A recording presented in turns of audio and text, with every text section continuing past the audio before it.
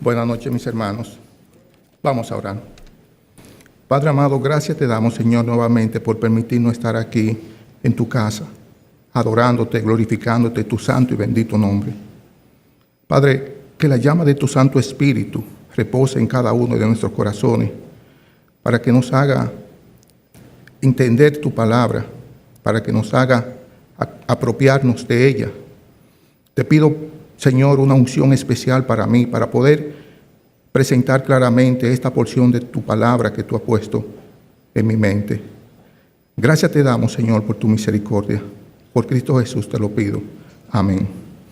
Pueden sentarse.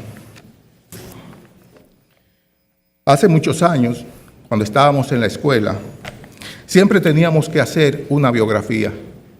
Recuerdo que tuve que hacer biografía de Abraham Lincoln, de Juana de Arco, de los padres de la patria. Siempre había que hacer biografía de los padres de la patria. ¿Quién no hizo una biografía de Juan Pablo Duarte? ¿Quién no hizo una biografía de Gregorio Luperón?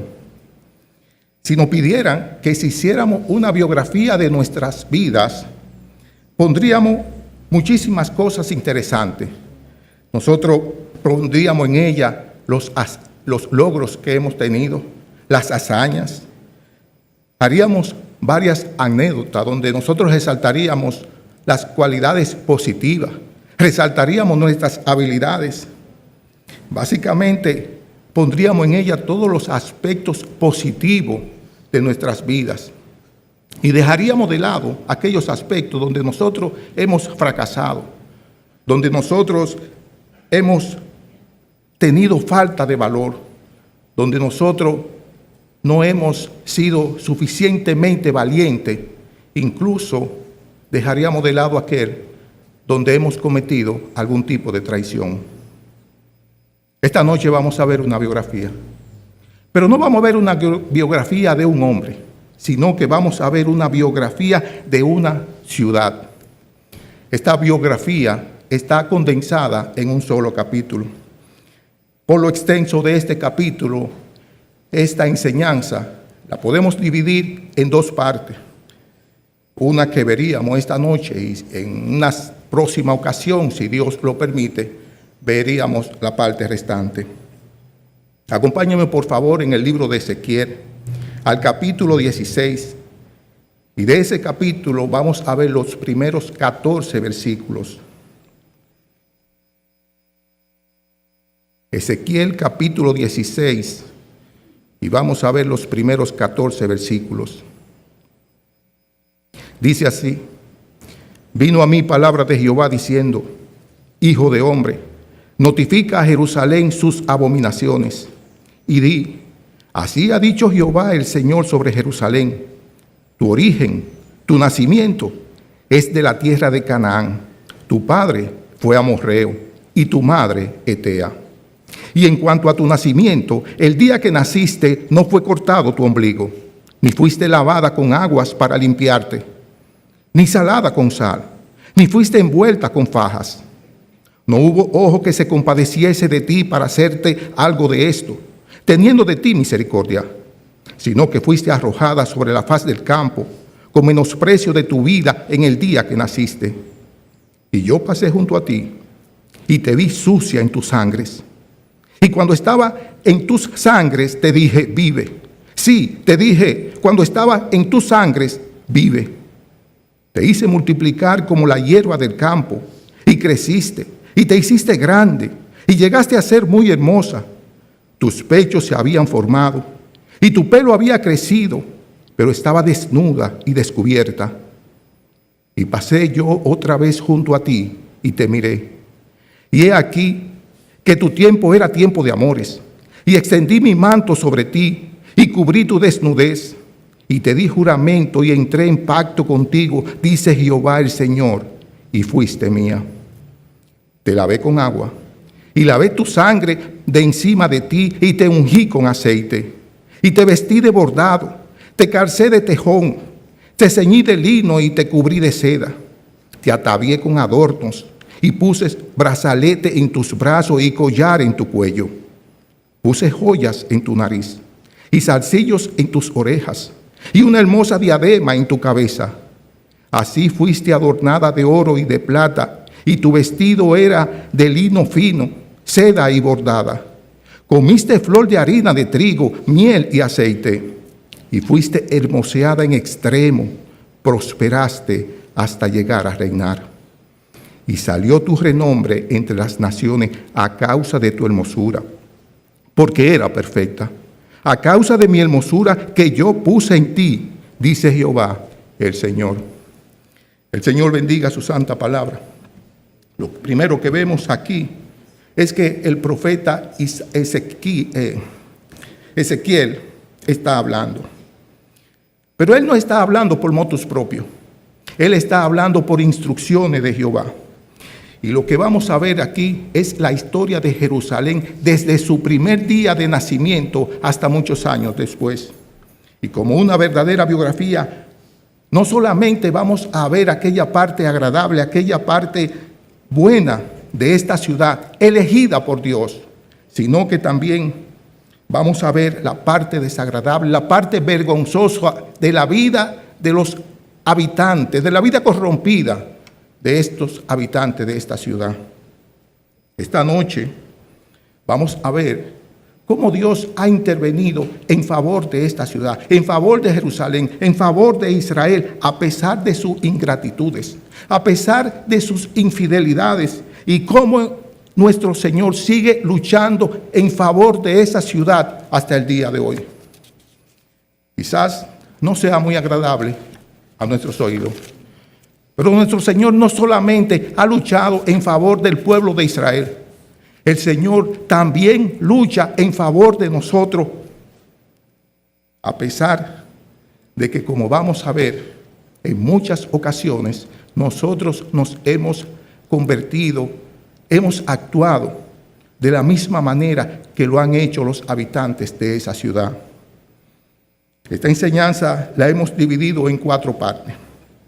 Primero su origen, luego su rescate, su degradación y su restauración. De esta, por razones de tiempo, solamente nos vamos a concentrar en las 2 primeras, y más adelante, si Dios lo permite, como dijimos, veremos la otra parte. Como decíamos al inicio, cuando empezamos una biografía, nosotros lo primero que hacemos es resaltar las cualidades positivas de aquel o de aquella de quien nos estamos refiriendo. Pero muy por el contrario, en este capítulo, lo primero que vemos que Dios le dice a Ezequiel que le diga a Jerusalén acerca de sus abominaciones. Vino a mí palabra de Jehová diciendo: Hijo de hombre, notifica a Jerusalén sus abominaciones. La palabra notificar es una palabra ciertamente conocida en estos tiempos. Incluso se ha llegado a tornar una palabra un poco desagradable, un poco preocupante. En materia de impuestos, cuando nos llega una notificación, ciertamente sabemos que tenemos un mal rato, que vamos a tener algunos inconvenientes, aunque tengamos la razón. Pero también cuando hacemos un consumo o alguien hace un consumo con nuestra tarjeta de crédito, inmediatamente nos llega una notificación por medio del celular. Y lo que significa la palabra notificación es que nos están comunicando formalmente acerca de una resolución o una noticia que tiene un propósito cierto. Que tiene un propósito cierto. Como cierto era que Jerusalén estaba cometiendo y había cometido abominaciones contra Jehová. Había ofendido a Jehová y se lo estaba notificando de tal manera que no alegasen ninguna ignorancia. La palabra abominación es una palabra también sumamente fuerte. Significa algo odiado, algo rechazado. Pero en este caso no es algo odiado, rechazado por Dios, por cualquier persona, sino que es algo odiado, aborrecido por el mismo Dios. Y si nosotros hacemos algo que es aborrecido por Dios, que ofende a Dios, Dios se va a alejar de nosotros. Si hacemos algo que ofende a Dios, Dios se va a molestar con nosotros. Como una ilustración, en el libro de los Proverbios, en el capítulo 6, en los versículos del 16 al 19, nos habla de 6 cosas que aborrece Jehová. Pero de ninguna manera esta lista es una lista limitativa. En las Escrituras nosotros encontramos muchas cosas que Dios aborrece, pero que por razones de tiempo tampoco nos vamos a involucrar en presentarla en esta noche. Vemos entonces que lo primero que Dios hace es expresarle su malestar a este pueblo por las tantas ofensas que ellos habían cometido contra él. Cuando una pareja se casa, son muchas las alegrías que se producen. Son muchas las bendiciones de parte de Dios que se presentan en diferentes maneras. Proveyéndole del sustento diario, permitiéndole a esa pareja que puedan disfrutar con sus amistades, solo, ir a diferentes lugares, con la protección de Dios. Se manifiesta también incluso con la adquisición de su primera vivienda. Pero lo más trascendental, lo que produce mayor satisfacción, es cuando vienen los hijos. Cuando vienen los hijos, ya se siente desde antes de llegar la alegría, se siente la algarabía. La persona empieza a preparar la habitación donde va a dormir, adquieren la cuna donde el niño va a descansar. Ya tenemos unas cámaras que tienen video, que tienen audio, en la cual podemos ver al niño cuando duerme, cuando se despierta, en fin, todo lo que hace. Hay mucho entusiasmo, hay muchas ilusiones, todo es felicidad, todo es deleite esperando ese momento. Sin embargo, en este capítulo lo que vamos a ver con Jerusalén, que lejos de tener palabras de elogio, lejos de tener palabras hermosas al nacimiento de ella, lo que vamos a ver es que él les recuerda cuál es su origen, de dónde es que proviene. Ezequiel le está mostrando sin titubeo el lugar de donde ellos salen, cuál es su genealogía. Dice, tu origen, tu nacimiento es de la tierra de Canaán. Tu padre fue amorreo y tu madre etea. Una historia que era muy seguro que el pueblo de Jerusalén no quería que se la recordasen. Los eteos y los amorreos eran 2 importantes pueblos nómadas que habían emigrado a la tierra de Canaán y que ellos se encontraban en ese lugar cuando los hebreos llegaron del cautiverio procedente de Egipto. En Deuteronomio capítulo 20, nosotros encontramos que Dios manda a exterminar a los amorreos, a los eteos y a los cananeos. Y esto era porque eran pueblos de reconocida idolatría y un pueblos paganos. El principal de ellos, el dios de ellos, era Baal. Su principal diosa era Acera. Los mismos dioses que tenían los babilonios y que tenían los griegos y los romanos, pero con otros nombres. Recordemos que Isaac y Rebeca se entristecieron grandemente cuando supieron que su hijo Esaú se había casado con 2 mujeres eteas. Dios exhortaba al pueblo de Israel a no mezclarse con esta gente, porque tanto los eteos y los amorreos eran conocidos por una vida inmoral, por llevar vidas degeneradas.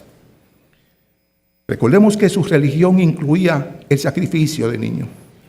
Su religión incluía la veneración de criaturas muertas.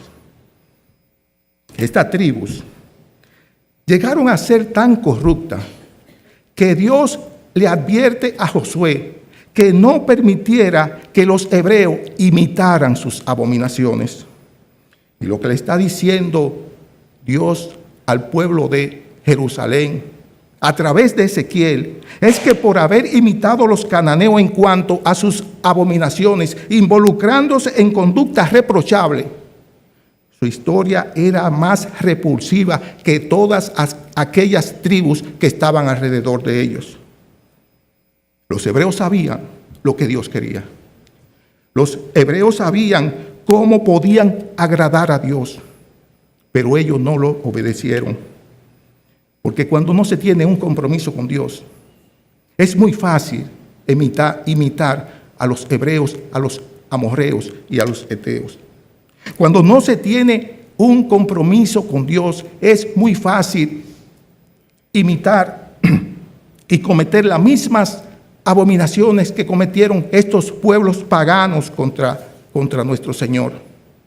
Cuando no se tienen compromiso con Dios, es muy fácil irse detrás de estos dioses y llevar una vida de desobediencia. Por tanto, si nosotros tenemos compromiso con Dios, tenemos que tener mucho cuidado a quién nosotros imitamos, a cuáles dioses nosotros adoramos. En este pasaje, nosotros vemos que no solamente le menciona cuál es su procedencia, sino también que en el versículo 4 vemos cuál era la condición de Jerusalén, del pueblo de Israel cuando ellos nacieron. Desde que Israel fue formado, ellos tuvieron muchos obstáculos. Ellos eran considerados una capa inferior. Ellos no tenían cabida en el marco social de ese entonces. Este era un pueblo formado por esclavos y semiesclavos que provenían de la tierra de Egipto. Este era el tipo de gente que provenía, que pertenecía a Jerusalén. Nadie lo quería, a nadie le importaba. Y por eso aquí en este pasaje vemos que se asemeja a una niña recién nacida, una niña bastarda cuyos padres la han abandonado, porque para ellos esta niña no significa nada. Sabemos que cuando nace un niño o una niña, hay que cortarle necesariamente el cordón umbilical, porque esa parte ya no es necesaria. Esa conexión ya cumplió su cometido. Ya el niño o la niña empieza a respirar, empieza a alimentarse por sus propios medios. Y ese cordón lo más que puede traerle son serios daños neurológicos. Pero en esta ocasión nadie se acercó para cortarle el cordón umbilical. Nadie se acercó para lavarla. Nadie se acercó para limpiarla. En aquel entonces, cuando un niño nacía, se frotaba con agua, con aceite y con sal. Y esto se hacía para evitar las infecciones. Esto se hacía para estimular su sistema inmunológico. Luego se le ponía una faja por 7 días. Cada 7 días se le cambiaba. Y eso se hacía por los próximos 40 días. Y esto se le hacía a todo recién nacido, para salvar su vida, para asegurar su salud. Pero el cuadro que estamos viendo aquí es de una niña desvalida, una niña abandonada por su madre, descuidada por todo desde el momento mismo en que nació. Un niño en esa condición o niña no tiene posibilidad de vivir. Un niño o una niña que no tenga esos cuidados necesarios va a encontrar una muerte segura. Por tanto, era segura que en poco tiempo Jerusalén iba a morir. Ellos habían visto cómo su tierra había sido invadida por el enemigo. Ellos no tenían recursos propios con los cuales sobrevivir. Ya ellos no tenían esa vida de paz y de prosperidad que en otro tiempo ellos habían reflejado. Y lo peor de todo es que ellos se habían alejado de la consagración genuina a su Señor. Y con su comportamiento ellos habían demostrado que se habían rebelado contra Dios. A nadie le importaba el pueblo de Israel. A nadie le importaba Jerusalén. Dice, no hubo ojo que se compadeciese de ti, sino que fuiste arrojada sobre la faz del campo con menosprecio de tu vida en el día que naciste. Por tanto, como no la deseaban, pues la abandonaron, pues la tiraron en el campo, pues la dejaron en el cielo abierto, de manera tal que la inclemencia del día la matara, para que muriera bajo la inclemencia del clima. Esta niña, además de ser rechazada en el día que nació, también fue arrojada de su casa paterna y fue dejada abandonada en el campo. Eso no nos debe sorprender, porque en ese entonces, en el Antiguo Oriente, esa práctica era muy dada, sobre todo para el caso de las niñas. Entonces, Jerusalén no solamente no era aceptada por otros pueblos, sino que también no tenía quien le diera el cariño, no había quien verdaderamente se preocupara por ella. La falta de esos cuidados para Jerusalén era muy significativa, porque esto implicaba que no tenía un reconocimiento como un pueblo legítimo. Entonces lo que estamos viendo es a una Jerusalén como una niña desvalida, indefensa, inútil, abandonada, contaminada, que si Dios no tiene misericordia de ella, si Dios no hubiese extendido su mano, con toda seguridad ella habría muerto. ¿Quién no se identifica con esta historia? ¿Quién no se identifica con este drama? ¿Dónde estaríamos nosotros si Dios no nos hubiese rescatado? Porque al igual que Jerusalén, nosotros también éramos indefensos, abandonados, inútiles. Estábamos contaminados. Y si Dios no tiene misericordia de ti y tiene misericordia de mí, con toda seguridad nosotros hubiésemos perecido. Con toda seguridad nosotros hubiésemos alcanzado la muerte. Después de ver una descripción tan cruda sobre la actitud de los padres con esta niña, en los versículos 6 y 7 nosotros vamos a ver cuál es la actitud de Dios. Estos versículos nos muestran dos acciones que Dios tuvo para esta niña desamparada. En primer lugar, le da la vida, es decir, que le impide que muera en el abandono.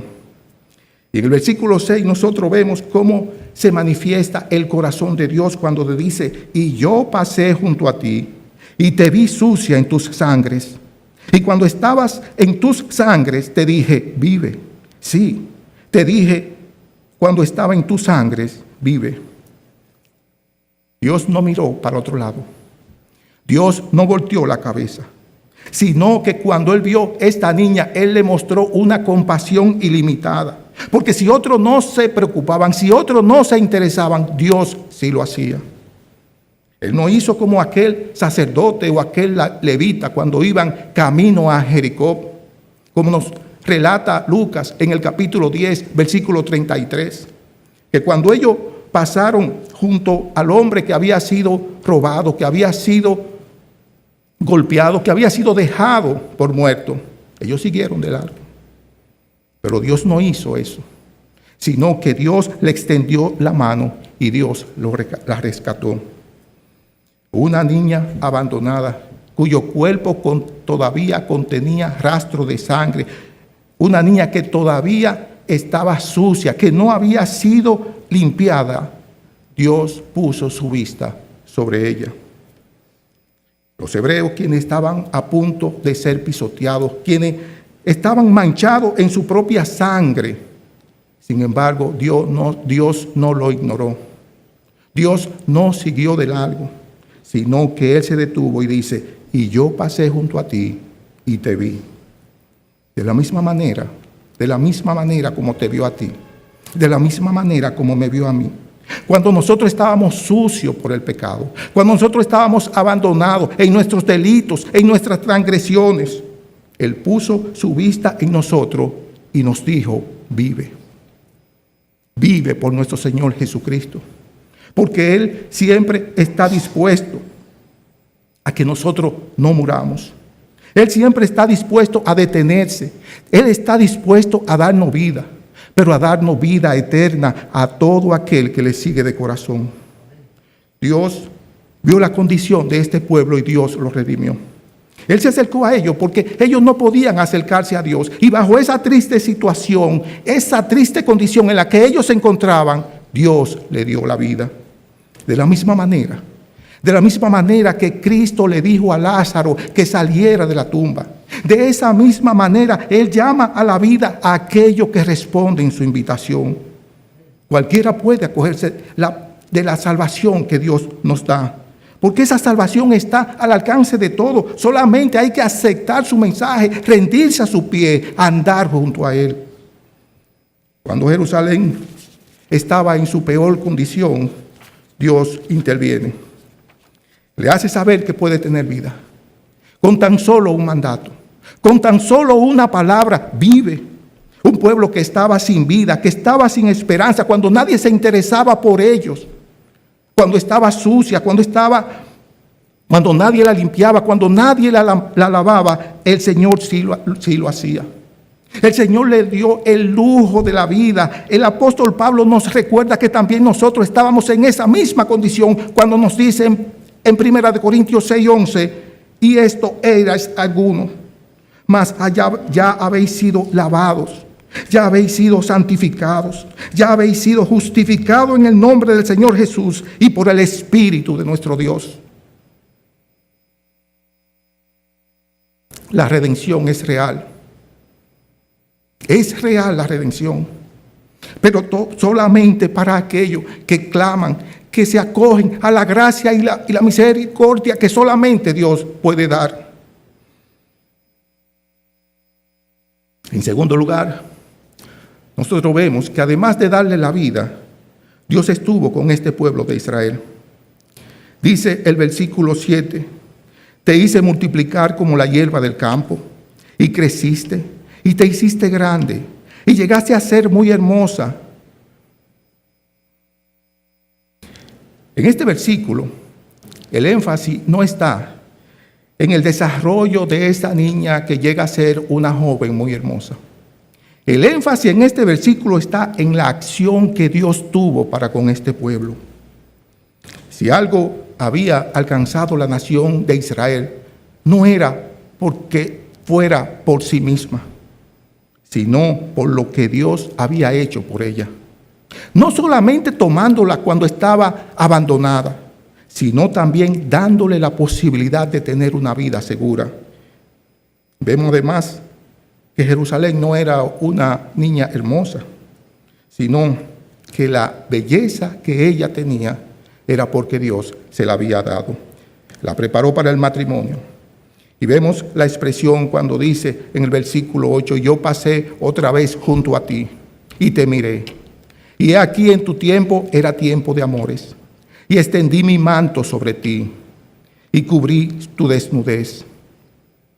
Y te di juramento y entré en pacto contigo, dice Jehová el Señor, y fuiste mía. Y vemos la expresión, y extendí mi manto sobre ti. Cuando Noemí volvió a Palestina, después de estar en la tierra de los amorreos, sabemos que Ruth, su nuera, volvió con ella. Y siguiendo las instrucciones de Noemí, Ruth fue a visitar a Booz, pero este ya se había ido a dormir. Cuando Booz se despertó, Ruth le dijo que extendiera su manto sobre ella, y Booz así lo hizo. Y de esta manera fue allanado el camino que la llevó al matrimonio. Y vemos aquí que Dios extiende su manto sobre Jerusalén. Y lo que está haciendo aquí es declarándole su protección. Jehová recibió a este pueblo de la antigüedad y entró en un pacto, en una relación con ellos. Dice Isaías 54:5, refiriéndose a Jerusalén, porque tu marido es tu hacedor, Jehová de los ejércitos es su nombre, y tu redentor, el Santo de Israel. Dios sería el esposo. Los israelitas llegarían a ser la esposa. Dice Éxodo 19, en los versículos 5 y 6, que Dios llevó al pueblo sobre alas de águila y le prometió que si guardaban su pacto sería su tesoro especial. Él le prometió además, como nos dice 1 de Pedro 2:9, que lo haría un reino de sacerdote y una nación santa. Cuando somos discipulados, nos enseñan que Dios tiene una familia, que Dios tiene hijos. Dice Juan 1:12, mas a todos los que recibieron, a los que creen en su nombre, le dio la potestad de ser hijo de Dios. Y esos hijos puede que provengan de los judíos, puede que provengan de los gentiles, pueden ser hombres, pueden ser mujer. Por tanto, todos los creyentes estamos en una estrecha relación con Dios. Todos los creyentes somos familia de Dios. Y en ese mismo sentido figurado vemos lo que nos dice el Nuevo Testamento. Dice que Cristo es el novio y que la iglesia es la novia. En tal sentido, como novia, Cristo nos demanda fidelidad. Nos demanda entrega total. Él nos demanda obediencia absoluta, sin reparo alguna. Vemos entonces que después de haberla adoptado, Jehová ahora decide simbólicamente tomarla en matrimonio. Si Dios al adoptarla le había salvado la vida, ahora al tomarla en matrimonio, Él está tratando de salvarle su castidad. Versículo 8, y extendí mi manto sobre ti y cubrí tu desnudez y entré en pacto contigo, dice Jehová el Señor, y fuiste mía. Es decir, que como ella estaba desnuda, ella estaba expuesta a todo aquel que quisiera aprovecharse de ella. Israel no tenía grandeza cuando nació. Israel no tenía nada que hubiese logrado por sí mismo, sino que fue el mismo Dios quien le dio vida y quien la rescató. Dios fue quien la purificó. Dios fue quien la santificó, y esto con el propósito de prepararla para el matrimonio. A partir del versículo 9, nosotros vemos el cuidado que Dios tuvo para con este pueblo, que tuvo para con esta joven. Dios surtió de abundancia a este pueblo. Aquella niña abandonada y desnuda ahora tenía una vestimenta real. La ropa que nos describe el versículo 10 y los demás versículos, los siguientes, son ropa, no son una ropa sencilla, son ropas especiales que hacen mucho más que cubrir su desnudez. Son una vestimenta real. Mientras Dios le dio a Adán y Eva ropa de higuera para cubrir su desnudez, vemos aquí que Dios le dio a Jerusalén ropa fina, ropa de reyes. Vemos también que Jehová la vistió de modo tal que pareciera una esposa digna de ese gran esposo. Porque las ropas que Dios nos da son ropas reales. Él nos da la ropa de la santificación, la ropa de la purificación. Y esa ropa supera cualquier tipo de vestimenta. Cuando Abraham envió a su siervo a buscar una novia para su hijo Isaac, dice las Escrituras que él le preparó numerosos regalos costosísimos con el propósito de entregárselo a ella. Dice Génesis 24 que cuando el siervo encontró a Rebeca, le entregó numerosos presentes. Pero esto no tiene comparación con los regalos que Dios tiene para su pueblo. Esto no tiene comparación con las cosas buenas que Dios nos puede dar, porque las cosas que Él nos da tienen un valor incalculable. Dice Isaías 61:10, en gran manera me gozaré en Jehová.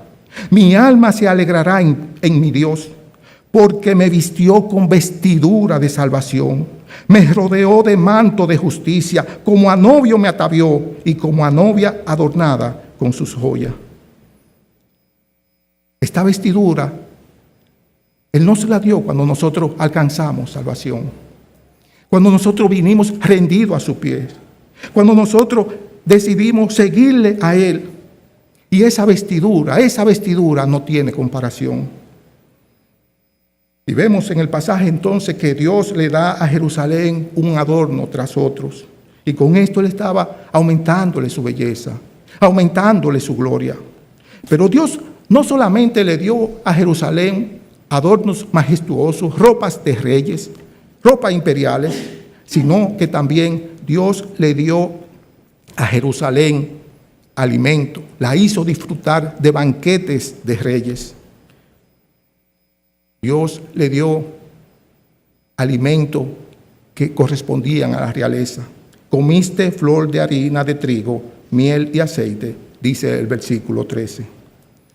Por tanto, las provisiones que Dios tiene para su pueblo son provisiones ricas y abundantes. Esa provisión que Dios nos puede dar exceden cualquier expectativa que una persona, que cualquier humano se pueda imaginar. Y finalmente vemos en el versículo 14 que Dios le da el reconocimiento a su pueblo. Dice el 14: y salió tu renombre entre las naciones a causa de tu hermosura, porque era perfecta. A causa de mi hermosura que yo puse sobre ti, dice Jehová el Señor. Dios hizo de su pueblo un modelo de belleza y de gloria. Dice Primera de Reyes, capítulo 10, que cuando la reina Saba fue a visitar al rey Salomón, debido a la fama que este hombre había alcanzado, ella fue cargada de lujo, fue cargado de oro, fue cargada de piedras preciosas. Pero cuando ella vio toda la riqueza que tenía este hombre, ella se quedó muda. Ella no se callaba, hablando acerca de la gloria y elogio al reino de Salomón. Decía que lo que la gente comentaba acerca de ese reino no era ni siquiera la mitad de lo que se podía decir de él. Por tanto, no podemos subestimar la fortuna, no podemos subestimar la fama, no podemos subestimar el futuro que Dios tiene para su pueblo. Y no estoy hablando de tesoros terrenales, porque no podemos subestimar la fortuna de tener su salvación, la fama de ser el hijo de nuestro Dios, el futuro de estar pronto en su santo reino, gozando de su gloria. La Biblia nos declara que un día el Rey de Reyes va a volver. Y entonces la gloria de Dios va a llenar toda la tierra. Su reino se va a extender de mar a mar. Todos los reinos van a ser suyos. Y ese reino nunca jamás se va a extinguir. Dios quiere que tengamos esa belleza que Él tiene para su pueblo. Dios quiere que tengamos esa belleza que Él le dio a la ciudad de Jerusalén. Porque nosotros, al igual que ella, como niña abandonada que Él nos rescató, como niña desnuda a quien nos vistió, por tanta generosidad, Él, por su gracia, por su misericordia, nos dio vida, nos revistió de esplendor y nos ha colmado de favores insospechados. Lo que Dios nos está mostrando es que si Dios tuvo misericordia por este pueblo de Israel, lo rescató sacándolo de la esclavitud, lo guió, lo alimentó, lo cuidó. Bendiciones que Él le dio porque Él quiso, porque le plugo, porque le satisfizo. Así de la misma manera Él ha de hacer con cada uno de nosotros. Ojalá que nosotros podamos recordar siempre de dónde venimos. Recordar que tenemos por su misericordia toda la riqueza que nos espera. Y que nosotros podamos valorar siempre en su justa dimensión ese amor que Él nos ha dado inmerecidamente. Vamos a orar. Padre amado, gracias te damos, Señor, por las tantas bendiciones que tú nos das. Quizás muchas veces no hemos sido suficientemente humildes para reconocerlo. En ocasiones que tal vez hemos sido ingratos, Señor. Pero sabemos, Padre, que tú nos has dado tesoros inmerecidos, tesoros que son eternos. Simplemente porque quisiste, simplemente por tu gracia. Gracias te damos, Padre. Perdónanos, Señor, cuando en algún momento nos hemos quejado. Bendice, Padre, este momento que viene a continuación, en el cual conmemoramos la Santa Cena. Por Cristo Jesús te lo pedimos. Amén.